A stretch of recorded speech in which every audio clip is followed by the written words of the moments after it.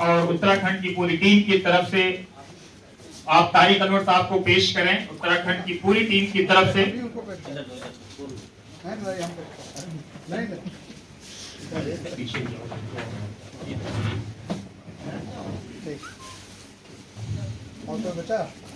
अकील मंसूरी, अकील सलमानी साहब के साहबजादे,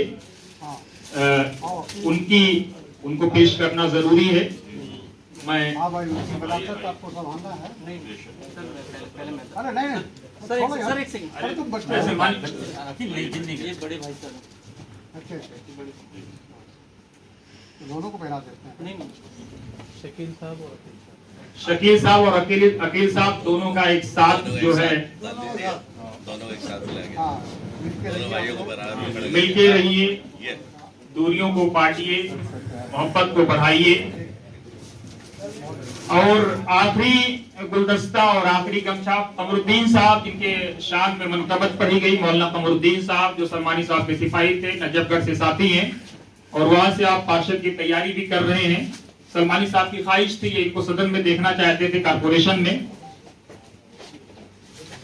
कमरुद्दीन साहब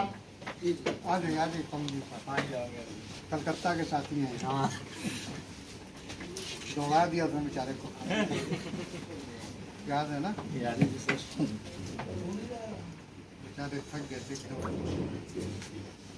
क्या बात, आखिरी सफर है हम लोगों का। सभी लोग खड़े हो जाएं ताकि इसकी जड़ों को मजबूत किया था, वो अपने आप में एक मिसाल है।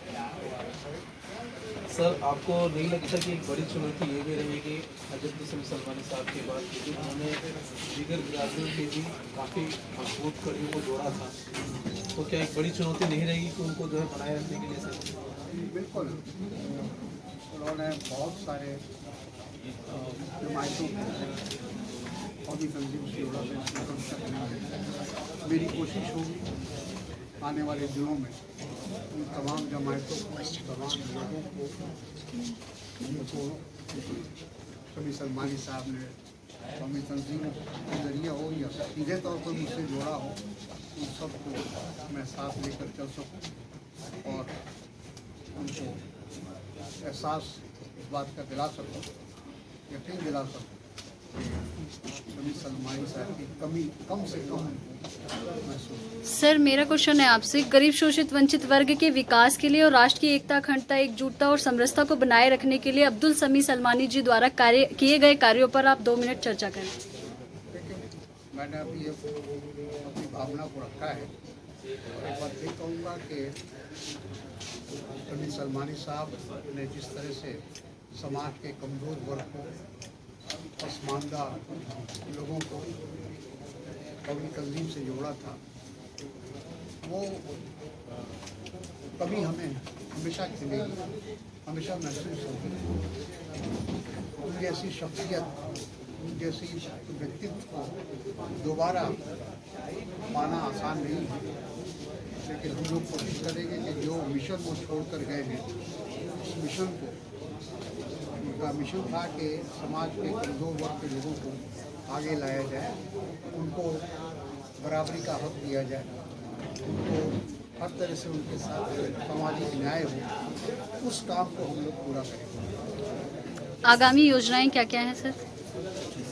अभी तो उससे संगठन को सक्रिय करना है, क्योंकि बीच में कोरोना की वजह से एक संगठन का जो सक्रियता थी कम हो गई थी, एक्टिविटीज़ कम हो गई थी, फिर से उसको दोबारा हम लोग रास्ते पर लाने की कोशिश करेंगे आहिस्ता आहिस्ता। सर आज पूरे मुल्क के अंदर अगर देखा जा रहा है कि एक समुदाय विशेष की बात की जाए तो कहीं ना कहीं सबसे बड़ा चेहरा आपको जो एक समुदाय विशेष मान रहा है कांग्रेस से, तो सर क्या आने वाले समय उनकी उपेक्षाओं पर से खड़ा रहेगा? देखिए, कांग्रेस पार्टी का जहाँ तक सवाल है, कांग्रेस पार्टी का जो विचारधारा है और कांग्रेस ने हमेशा जो ये उसकी मान्यता है कि मुल्क को अगर आगे बढ़ना है तो हर कौम को, हर समाज के हर वर्ग को साथ लेकर चलना पड़ेगा। हम अगर किसी जात विशेष को अलग कर देंगे और धर्म विशेष को अलग कर देंगे तो इससे मुल्क मजबूत नहीं हो सकता। मुल्क को आगे ले जाने के लिए सब लोगों का समर्थन और सहयोग चाहिए। सर आगामी समय को देखते हुए आपका आखिरी संदेश क्या होगा देश को, सर हमारे चैनल के माध्यम से? देखिए, अभी तो देश बहुत नाजुक दौर से गुजर रहा है। एक प्रकार से कहा जाए कि जो हमारी जो बुनियाद है उसको ही जोड़ने की कोशिश हो रही है, हिलाने की कोशिश हो रही है। हमारे जो बुजुर्गों ने, हमारे पूर्वजों ने, स्वतंत्रता सेनानियों ने जो मुल्क जो विरासत जो हमको मिला है उसको बचाना है। आज उस पर हमारे संविधान, हमारे जो धर्मनिरपेक्षता है उस पर खतरा है। तो ये तमाम चीज़ें हैं जिसकी रक्षा करने के लिए हम सबको आगे आना पड़ेगा, क्योंकि जो लोग आज सत्ता में है वो देश को एक दूसरे दिशा देने की कोशिश कर रहे हैं। तो संविधान किससे खतरा है? संविधान ये बात तो सब लोग जानते हैं। आज जो वर्तमान सत्ता में लोग हैं, मोदी जी हों या उनकी पूरी टीम हो, RSS हो, भाजपा हो, ऐसी तमाम जमायतें आज मुल्क के अंदर एक घृणा, नफरत का वातावरण बनाने की कोशिश कर रहे हैं। अपने राजनीतिक लाभ के लिए ध्रुवीकरण की राजनीति कर रहे हैं, जो आगे चलकर इस मुल्क की एकता और सत्ता के लिए बहुत खतरनाक है। Thank you. यह कौमी तंजीम के दिल्ली स्टेट के सदर थे अब्दुल समी सलमानी साहब। पिछले वर्तमान में वो पिछले दौर में कांग्रेस के शासन में वो हज कमेटी के चेयरमैन भी रहे। उससे पहले वो अल्पसंख्यक सेल के विभाग के भी दिल्ली प्रदेश के अध्यक्ष हैं। और अपने उनके जमात सलमानी हैं जिनकी उन्होंने बहुत मेहनत की, और वो ऑल इंडिया जमात सलमानी के भी वो ऑल इंडिया के अध्यक्ष थे। उस पोजीशन में उनकी देहांत हुआ है उसमें हम लोगों ने उनकी बहुत कमी महसूस करी। पहली बार उनको श्रद्धांजलि अर्पित करने के लिए हम लोग यहाँ इकट्ठे हुए हैं। आज उनका हम खाज अकीदत पेश करते हैं, उर्दू में जैसा लोग कहते हैं वही श्रद्धांजलि सभा। तो श्रद्धांजलि सभा उनका था, और हम इसलिए कर रहे हैं, सब लोग इसलिए इकट्ठा हुए देश से कि एक महान साथी को हम लोगों ने खो दिया। वो साथी जो इस तमाम कार्य को करने में, बढ़ाने में, लोगों को मार्गदर्शन देने में कोई कमी नहीं करता था। वो ऐसा शख्स था, वो हमेशा किसी न किसी को उठाने के बाद, मजबूर और मजबूर लोगों की मदद करने के बाद तमाम चीज़ें शामिल होती थी। तो सर आपने अब उनकी जगह पे आप किनको पूरी कार्रवाई सौंपी है, कौन बनाया है? हम अभी कुछ दिन पहले ही हम कलकत्ता गए थे। कलकत्ता में हमारा शिलान्यास है इसी तरह से, उसमें आखिरी उनका पड़ाव था और उसके बाद मौका नहीं मिला। फिर हम बनारस वहाँ से गए, और बनारस में जो है 80 घाट पे हम लोग गए। 80 घाट पे नैया में बैठ करके अब्दुल समी सलमानी को हम ले करके गए, और हमारे साथी थे वो हम साथ रहे, और नैया में हम लोग तैर रहे थे और सारे घाटों का दौरा किया। वहाँ पे हमने जिक्र भी किया कि ये जो देख रहे हैं आप, ये जो घाट है जो राजा हरिश्चंद्र घाट, उस पर हम गए।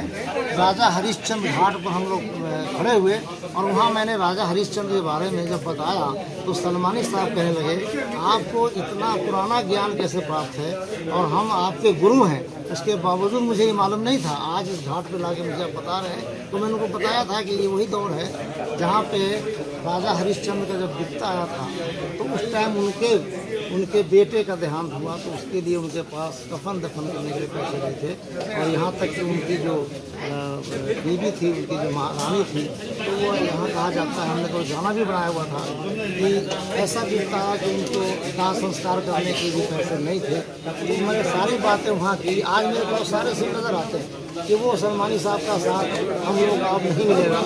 तो 80 घाट पे हम लोगों ने तय कराया मेरे नैया में बैठ करके। तो वो हमने बताया था कि एक दौर ऐसा भी गुजरा है, बिकता आया है हरिश्चंद्र, राजा हरिश्चंद्र। तो उन्होंने कोई कमी नहीं छोड़ी, यहाँ तक कि ब्राह्मण के हाथ जो है दाह संस्कार के लिए रानी को बिकना पड़ा। और जो कल्लू जो डोम वहाँ रखा गया, जो आज पुख्ता बना हुआ है, उनको दिखाया ले जा करके, तो वो राजा उनके हाथ बिके थे। और उसमें हम लोगों ने गाना बनाया था कि बिकता जब पड़ा राजा हरिश्चंद्र पर, तो वो चीज़ें हम लोग को याद आती, जब जाके इनके अंदर भी, हम लोग के अंदर भी समाज में गरीब तबका, पिछड़ा दबा कुचला जो समाज है, उसके प्रति हम लोग के अंदर जागरूकता और सीखने का मौका मिलता था। तो हम लोगों ने गाना बनाया था कि मर गए मिट गए शर्म के मारे, हो गए पानी पानी राजा जानी, ब्राह्मण के हाथ से, डोम के हाथ से राजा बिक गए, ब्राह्मण के हाथ से रानी हो राजा जानी। ये गाना हमने वहाँ बनाया था समी सलमानी साहब का। आज मेरे पास वो तमाम चीज़ें हैं, वो इस बात से वो रोने लगे कि इतना बड़ा आदमी के साथ भिक्ता हो सकता है। तो आज जो समाज जो दबा कुछ ना से कौन देख, तो आज हमें इसको याद ऐसा साथी नहीं मिला। बड़ी गहराई से सुनता था हर बात को, कहता था कि ऐसा दौर गुजरा है, तो आज के दौर में जितना हम मदद कर सकते हैं आज हम करें। वहाँ से हम आए और यहाँ से आने के बाद हम अपने घर के पास हम लोगों ने किट तैयार किया और सबको राशन जो है हम लोगों ने फ्री सेवा की। हमारे यहाँ से कम 200 राशन के किट बढ़वाए हम लोगों ने इकट्ठा किया। आगे का कौमी तंजीम के बैनर के तले, और अखिल भारतीय दलित मुस्लिम अधिकार मंच के साहब वो चेयरमैन थे, उन्होंने अपने टाइम में मुझे अखिल भारतीय दलित मुस्लिम अधिकार मंच का चेयरमैन बनवा के जब दुनिया भेजे, तो ये भी हमारा तो उनका एहसान है हमारे ऊपर। हम इस सबको आज याद करते हैं, इसलिए हमने ये श्रद्धांजलि सभा रखी है।